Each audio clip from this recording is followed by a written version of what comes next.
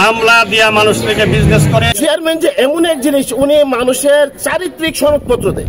সরকারি ফি ব্যতীত কোনো ফি নেওয়া হয় না এবং যাই ফি নেওয়া হয় সম্পূর্ণ রসিদের মাধ্যমে। মেম্বার ছাড়া কিছু পোলাপান নিয়োগ করছে জন্মনিবন্ধন থেকে 200, 400, 500 টাকা করে মহিলার থেকে নেই। দাবি হলো আমাদের মুগরা ইউনিয়নে যে প্রশাসন নিয়োগ দিছে উনার কার্যকলাপ বাড়ানা, উনি দুর্নীতিবাজ। উনার একজন মামলা দিয়া মানুষ থেকে বিজনেস করে এবং ইয়াতে কি আপনার কি ওয়ারি সার্টিফিকেট পূর্বে যত চেয়ারম্যান ছিল মুগরা ইউনিয়নে ওয়ারি সার্টিফিকেট টাকা পয়সা নেই না, ওনার 500 টাকা নেই। এবং এখানে তার কিছু নিয়োগ দালাল দলিল ইয়ে করছে, কোনো মেম্বার না। মেম্বার ছাড়া কিছু পোলাপান নিয়োগ করছে জন্মনিবন্ধন থেকে 200, 400, 500 টাকা করে মহিলার থেকে নেই। তা সে এই ইউনিয়নের উপযুক্ত না, তাকে এখান থেকে আমি মাননীয় আমি আমাদের ইউনূস স্যার এবং আমাদের জেলা প্রশাসকের কাছে নির্গত অভিযোগ জানাচ্ছি, ওনারা যেন অতি সত্বর এখান থেকে অপসারণ করেন। মহিউদ্দিন বাড়ি দরুইন। আমার অভিযোগটা একটাই যে প্রশাসক নিয়োগ হয়ে গেলে সরকারি লোক।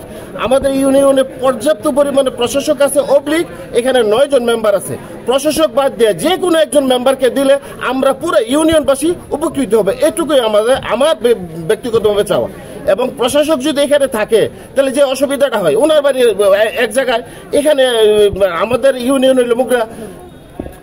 চেয়ারম্যান যে এমন এক জিনিস, উনি মানুষের চারিত্রিক সনদপত্র দেয়।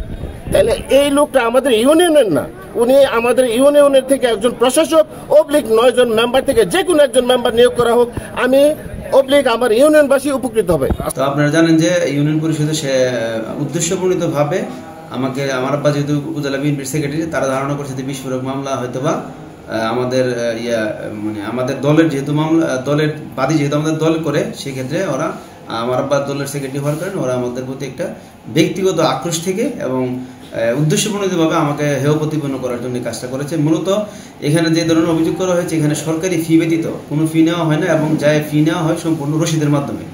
এখানে নগদ টাকা বা আমার কাছ থেকে, আর বেসিক্যালি আমার কাছে তো কোনো টাকা পয়সা লেনদেন হয়ই না।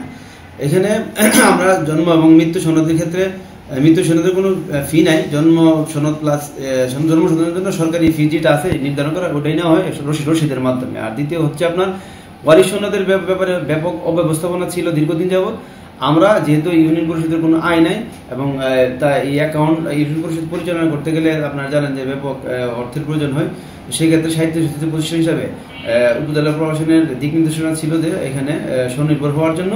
তো স্বনির্ভর হওয়ার জন্য সেক্ষেত্রে আমরা উপজেলা পরিষদের সকল মেম্বার আর আমাদের ইউনিয়ন পরিষদের সকল মেম্বারদের সমন্বয়ে আমরা মাসিক সভায় রেজলিউশনের মাধ্যমে নির্ধারণ করি যে আমরা ওয়ারিশ সনদ থেকে 500 টাকা করে ফি নেওয়া হবে এবং নিয়মিত নেওয়া হচ্ছে, যেটা সরকারি রসিদের মাধ্যমে। এখানে আমার ব্যক্তিগতভাবে কোনো টাকা পয়সা নেওয়ার কোনো সুযোগ নাই এবং এখানে আমি কোনো লেনদেন করি না।